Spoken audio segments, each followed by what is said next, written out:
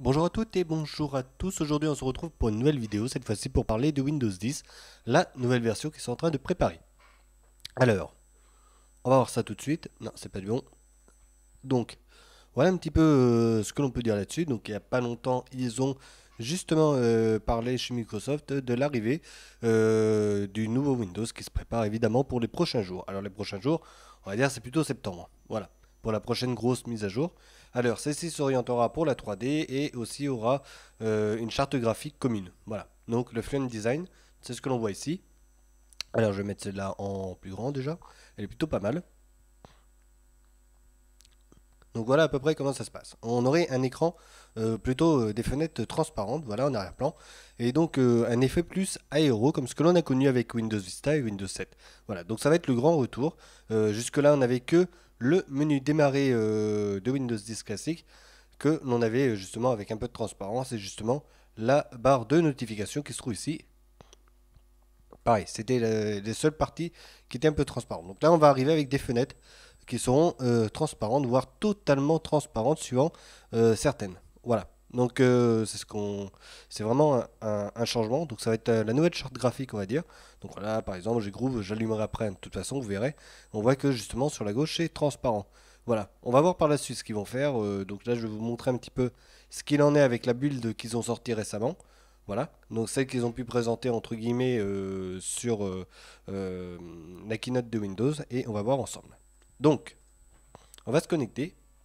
Donc, sur cette partie-là, la connexion, rien n'a bougé. Alors là, attends, je mets le mot de passe, hein, voilà. On a toujours ce rond-là qui est un petit peu, voilà, euh, simple, voilà, c'est ergonomique, c'est assez simple.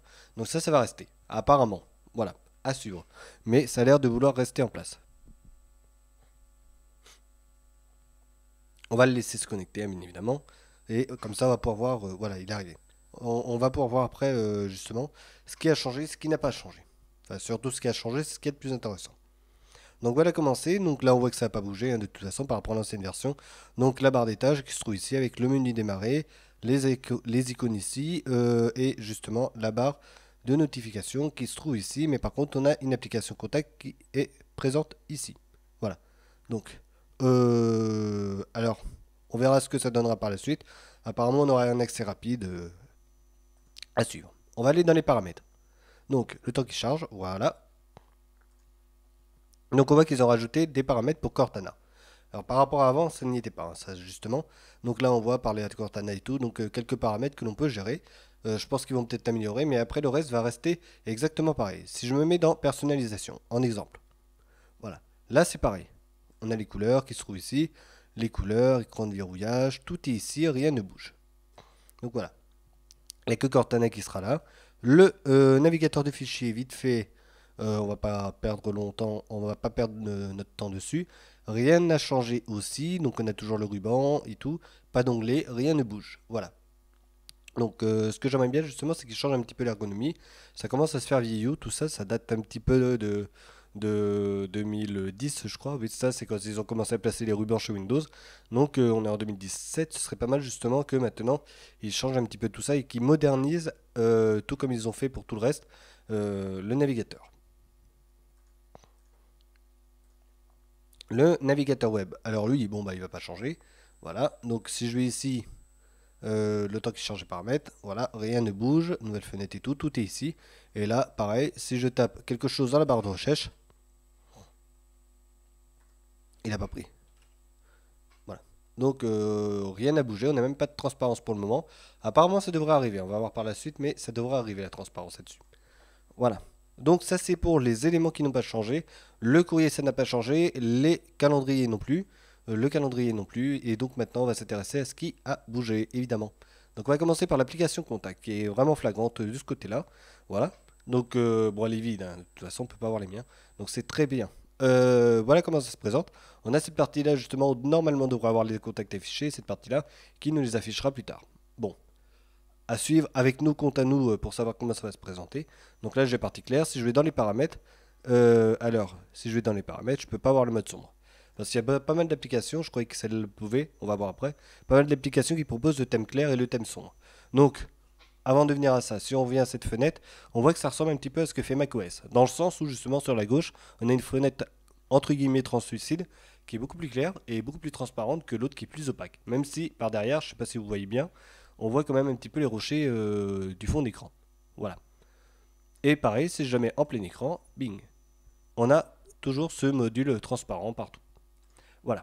Donc ça, c'est le nouveau modèle graphique qu'ils ont fait chez Windows.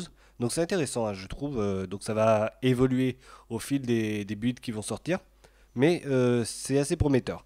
Dans le sens où justement maintenant les cartes graphiques, contrairement à Vista avant, les cartes graphiques et les processeurs actuellement peuvent gérer sans aucun souci ce module graphique. Parce qu'à l'époque, ce qu'on reprochait quand même pas mal à Vista, c'est qu'il était lourd. Pourquoi? Parce que justement les modules graphiques qu'ils avaient insérés dans Windows n'allaient pas avec les ordi qui étaient d'époque. Même s'ils fonctionnaient sous XP, les cartes graphiques étaient à peu près à 64 mégas. Et si on avait une bonne carte graphique, 128 mégas. Voilà. Donc les ordinateurs qui sont sortis sous Vista après, ils étaient compatibles Vista, vraiment compatibles Vista avec des cartes graphiques qui étaient, on va dire, supérieures entre 128 et 256 mégas. Mais malgré tout, ça mangeait beaucoup, beaucoup, beaucoup de ressources. Maintenant, on a des cartes graphiques 1 giga jusqu'à 4 gigas, ça c'est la norme. Voire 8 gigas maintenant, c'est en train d'arriver. Ça va être la norme aussi, donc on n'aura aucun souci pour gérer tout ça.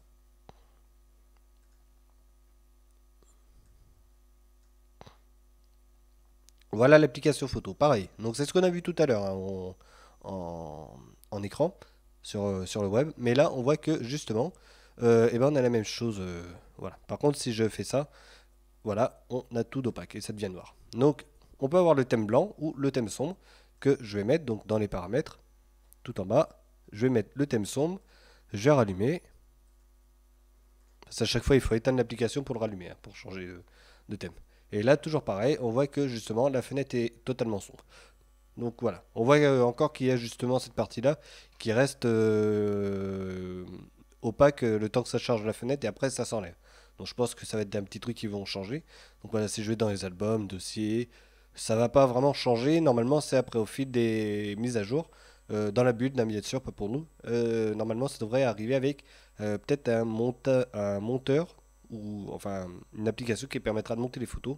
Voilà pour être plus français. Et ce sera pas mal de ce côté-là. Donc un truc bien complet. Ça évolue hein, de toute façon, mais dans le bon sens, je trouve. Qu'est-ce qu'il y a d'autre? Film et télé. Hop, on va aller voir là-dessus. Voilà, non pareil, on voit un petit peu. Là, c'est très opaque, hein. Donc on voit un petit peu qu'on voit entre guillemets, il faut vraiment bien regarder. On peut voir justement notre fond d'écran en arrière-plan. Voilà, donc ça c'est pareil. Donc apparemment il y a diverses possibilités au niveau de la transparence. Donc on peut l'avoir plus ou moins opaque. Voilà, donc à suivre, mais c'est pareil, c'est un petit truc qu'il y a dessus. Calculette. Alors la calculette, donc là on verra un petit peu mieux ce que ça va donner. Donc là totalement transparente à ta calculette. J'allumais le verrouillage, hop, 5 plus 5. Voilà. Hop. Et là, pareil, je peux l'avoir en grand écran ou en plus petit. Donc c'est plutôt pas mal. Voilà. Donc la calculette, la voici, la voilà. Ensuite, qu'est-ce qu'il y a d'autre? Le calendrier, ça n'a pas changé. Caméra, je sais plus, je crois pas qu'ils prennent. Si, c'est bon, il prend la transparence. Donc, bon, là on peut pas parce qu'il y a un message d'erreur, mais sinon c'est totalement transparent aussi. Alors, carte, normalement il n'a pas encore pris l'option. Voilà. Donc il l'aura plus tard, hein, mais pour le moment il n'y a pas d'option. Voilà, c'est en train de s'afficher. Boum. Au moins on sait où j'habite. Donc voilà pour carte. Donc normalement il devrait pareil avoir ce module transparent plus tard. Et ensuite pour terminer, donc juste avant de passer sur le gros module, on va allumer Groove Music, c'est ce qu'on a vu aussi tout à l'heure, pour voir un petit peu ce qu'il y a dedans. Voilà. Donc j'agrandis un peu. Bing. Voilà, donc là sur la gauche justement c'est transparent. Et ici notre petite pub sympa pour la musique. Et là on a le lecteur. Pareil c'est transparent le lecteur. Faut bien voir. Je vais glisser la fenêtre par là. Voilà. Donc normalement ça devrait être transparent. C'est bizarre si ça suit pas la transparence. On verra. Mais ça devrait être transparent aussi. Ça va être à peaufiner de toute façon. Donc de toute façon c'est une bêta, hein. Il n'y a pas tout terminé exactement. Et là ce que je vais allumer c'est Paint 3D si je retrouve les plus hauts ici. Alors ça c'est le gros point de Microsoft parce qu'ils travaillent beaucoup dessus depuis quelques temps, depuis la Creator Update on va dire. Donc vraiment ils travaillent pas mal dessus à l'heure actuelle. Donc pareil, thème aéro, bing, enfin, Fluent Design. Donc ça y est, donc toujours la 3D qui se trouve ici. Je vais faire un petit cercle sympathique, voilà, hop, bing. Vive les ballons de foot, hop, voilà. Donc là, on a notre objet 3D, on part sur de l'artistique. Pareil, là, je vais faire des petits points. Voilà, voilà. Là, je vais mettre un peu de rouge, ici, de ça, voilà. Donc, enfin, c'est un peu sale hein, quand même. Voilà. Donc, on voit bien que c'est bien en 3D. Ensuite, on a ça qui est Remix 3D. Donc, c'est vraiment à l'arrache que j'ai fait ça de toute façon. Remix 3D, justement, qui lui permet d'incruster des images 3D, voilà, que l'on a fait au préalable ou que l'on peut télécharger justement sur des sites web. Donc là, on a le site Microsoft, de Spider, d'autres qui sont là, donc à suivre par la suite. Donc, je vais pas les télécharger vraiment, mais apparemment, d'après ce que j'ai pu comprendre, il y aurait moyen aussi que ce soit animé. Voilà, tout ça. Donc en 3D et peut-être animé, on va voir ce que ça va donner. Ce qui est sûr, c'est qu'on va pouvoir imprimer en 3D sans aucun souci à partir des modèles que l'on aura fait et importer après sur Paint 3D. Voilà, c'est ça ce qu'ils promettent chez Microsoft pour plus tard. Donc on fait notre modèle 3D, pas obligatoirement sur Paint, hein, mais sur d'autres interfaces comme Blender. Alors Photoshop, je sais plus s'il prend la 3D. Adobe Air et tout. Donc une fois que c'est fait, normalement on peut les mettre justement dans Paint 3D et les imprimer avec une imprimante 3D en l'occurrence. Voilà, sous le bon format et tout. C'est censé pouvoir le prendre. On va voir ce que ça va donner par la suite. Ceux qui testeront, ils mettront sur YouTube après, mais c'est peut-être prometteur. Voilà. En tout cas, c'est la première fois qu'on voit ça sous Windows. Donc, depuis la Creator Update, avant on ne parlait pas comme ça de 3D, on parlait d'hologramme et tout. Mais là, euh, c'est vraiment du concret. Voilà. Donc à suivre. C'est pas mal aussi, je trouve, mais on va voir ce que ça va donner. Je sais pas si je télécharge une pomme. Oui. On verra si ça met du temps. Donc, voilà un peu ce que l'on peut dire sur le Windows. Donc, on a une interface qui change petit à petit. Je parle du design, bien évidemment. Et on a un support 3D qui va être amélioré.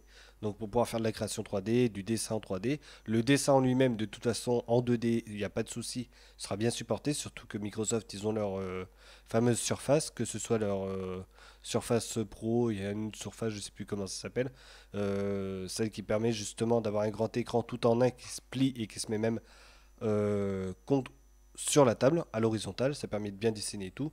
Donc ça, c'est vraiment très bien. J'ai oublié le nom, hein, je suis désolé parce que j'ai déjà vu en plus ce produit. Par contre, il vaut super cher, 2000 euros voire plus. Mais c'est vraiment une très très très bel objet qui pourrait presque concurrencer l'iMac entre guillemets, on va dire ça. Donc bon, c'est pas les mêmes, mais on pourrait dire ça. Voilà ma pomme, boum, elle est arrivée, ça y est. Voilà. Donc, voilà. Elle a peut-être été un peu fort. Un, 2, 3. Voilà. Donc là, je vais tourner un peu la pomme. On va voir un petit peu ce qui s'y passe. Voilà. Donc là, comme ça, vous pouvez voir. Donc ça a été fait normalement avec peut-être avec Paint 3D, mais en tout cas, ce qui est sûr, c'est qu'elle est bien en 3D. Voilà. Donc voilà ce que l'on peut faire, ce que l'on peut avoir. Donc ça, c'est bien. Voilà.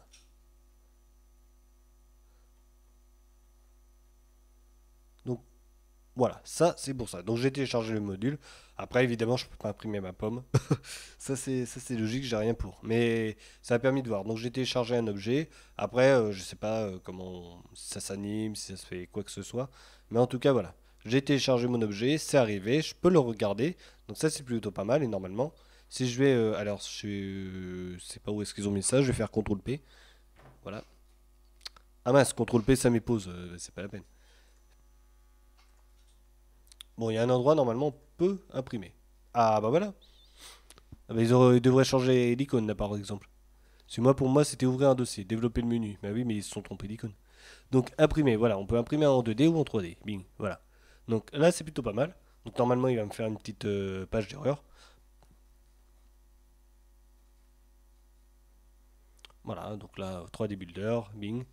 Et puis là il me propose de justement préparer l'impression et après d'aller imprimer. Bon, évidemment, c'est évident, on n'a pas d'imprimante. Donc ça on oublie. Mais c'est plutôt pas mal de ce côté-là.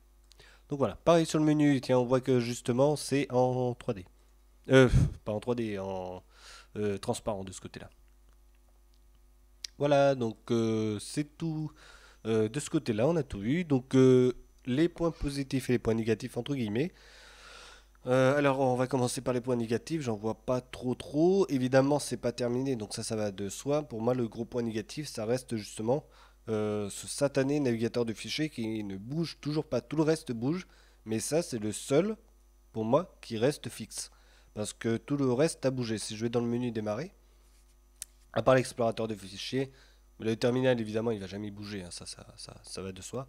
Mais tout le reste a changé. Il n'y a vraiment aucun truc qui est justement laissé en classique. Lecteur Windows Media, bon, bah ça, de toute façon, on a Groove Music maintenant. Mais tout le reste est vraiment sur la même interface. Donc, je sais pas si compte un jour le bouger ou pas, mais pour moi, ça, c'est le gros point faible à l'heure actuelle. Je pense qu'il devrait profiter justement des builds et tout pour tout refaire là-dedans.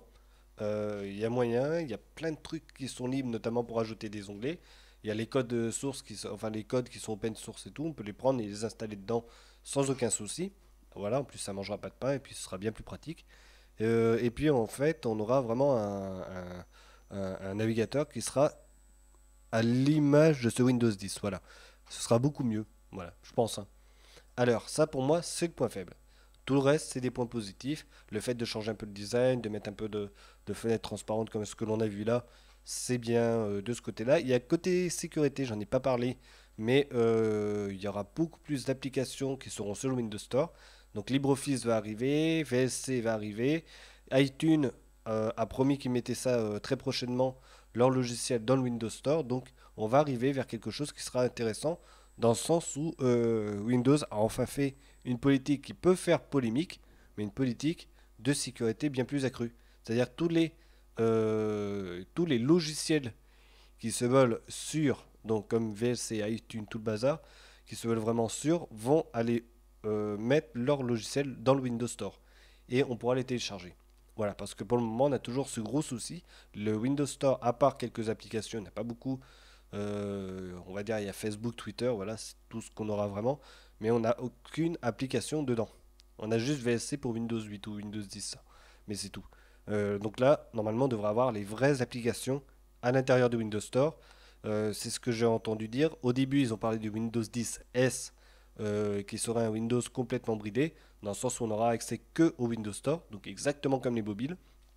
Et donc suite à ça, ça a obligé, on va dire, les fabricants, ou plutôt les constructeurs logiciels, à devoir tout mettre dans le Windows Store. Ce sera contrôlé, ce sera sécurisé, ce sera quand même beaucoup mieux que télécharger des logiciels, se retrouver avec une multitude de pubs, entre guillemets, partout. Donc ça va être cool. Moins cool par contre, c'est pour les logiciels un petit peu moins connus et qui pourtant se veulent bien droit et tout, donc on va dire surtout du libre. GIMP par exemple pour le montage d'images et tout, et ben malheureusement on va se retrouver avec quelques applications comme ça qui ne seront pas dans le Windows Store et qui pourtant sont très très bien. Voilà. Mais on va voir par la suite. Mais d'un côté c'est bien parce que ça se veut ça se veut plus sécuritaire entre guillemets, comme le veut macOS. Et d'un côté, c'est pas super bien par rapport à certains logiciels qui malheureusement devront refaire une partie de leur programme pour que ça passe dans le Windows Store et que ça passe le test de sécurité, contrairement à avant où c'était plus libre. Donc voilà, il y a du bien et il y a du moins bien, mais on va dire plus de bien de ce côté-là. Voilà. Côté confidentialité, j'en ai pas parlé, mais normalement ils ont bien amélioré la chose. J'en vais retourner dessus vite fait. Donc là, on a énormément de choses donc, que l'on peut désactiver pour ceux qui n'aiment pas être pistés. Voilà. Donc il y a beaucoup de choses à faire dessus. Donc là j'ai le général, modifier les options, la localisation, je peux oui ou non activer ou désactiver. Pareil pour la caméra, je peux la désactiver si j'ai pas envie qu'on me filme. Et ici on a tout le reste des applications. Est-ce que je veux que ça prenne ou pas les caméras? Donc il y a vraiment tout ici. Ça vaut le coup de passer 10 minutes entre guillemets dessus, et puis vraiment de bien prendre le temps de désactiver ce que l'on a envie de désactiver pour éviter d'être trop pisté entre guillemets. Voilà. Donc là, on dit que Windows est très intrusif, mais par contre, on peut justement paramétrer tout ça pour éviter que ce soit un maximum pisté. Voilà, donc ça c'est bien. Voilà, donc ça c'est fait. Maintenant pour les points positifs, je sais plus où j'en étais. En tout cas, ce qui est sûr, c'est que le point positif, voilà, je crois que j'avais reparlé un petit peu du design, donc c'est ça, c'est le changement de design, l'arrivée d'un truc plus moderne et tout, donc ça va être plutôt cool. J'ai parlé de la sécurité, ça c'est bon. Et puis voilà. Après, je crois qu'il n'y a pas grand-chose à dire là-dessus. Donc, le bilan global de tout ça, pour moi, c'est que l'OS il est très bon, voilà, et je pense qu'il est toujours aussi stable. Les applications se modernisent et deviennent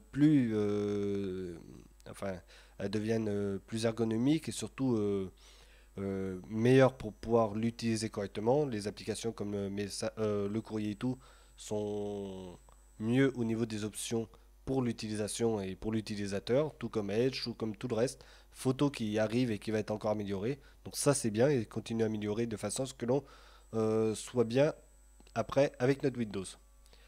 Voilà. Donc ça c'est fait, on a fini pour la vidéo. C'est où ça? Donc moi je vais arrêter tout ça et puis on se retrouvera pour une prochaine vidéo par la suite. Voilà, j'espère que ça vous a plu. Cette petite vue sur le prochain Windows qui va arriver. Donc hop, c'est sûr. Donc c'est plutôt pas mal. Donc l'arrivée du Flame Design qui va arriver, euh, qui va se pointer d'ici le mois de septembre. Donc on ne sait pas vraiment la date, mais c'est le mois de septembre sûr. Mi-septembre, ça devrait être présent et on pourra télécharger cette nouvelle version de Windows. Donc je vous en ferai part plus tard, une fois qu'il y aura vraiment des nouveautés là-dessus. On verra par la suite. Donc voilà, mais j'en ferai une petite vidéo d'ici là. Voilà, allez, on se retrouve pour une prochaine. Portez-vous bien et à bientôt. Salut.